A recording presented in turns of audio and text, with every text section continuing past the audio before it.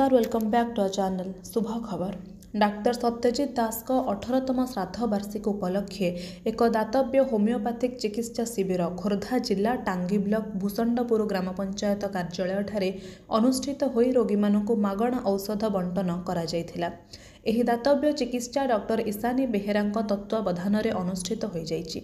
एही कार्यक्रम में doctor Pramod Kumar Behera, doctor Pratik Kumar Pal, doctor Ranjan Kumar Chowdhury, doctor Abhiranjan Parida, doctor Prafulla Kumar Jena सह चिंतामणि साहू, विनय कृष्णा साना, प्रसन्न कुमार पृष्टि, दिलीप कुमार दास, रवींद्र कुमार दलई, प्रदीप कुमार महाराणा, बसंत कुमार स्वाई, विश्वनाथ दास, सुभाष चंद्र बेहेरा, लक्ष्मीधर बेहेरा प्रमुख चिकित्सा सहयोग करथिले।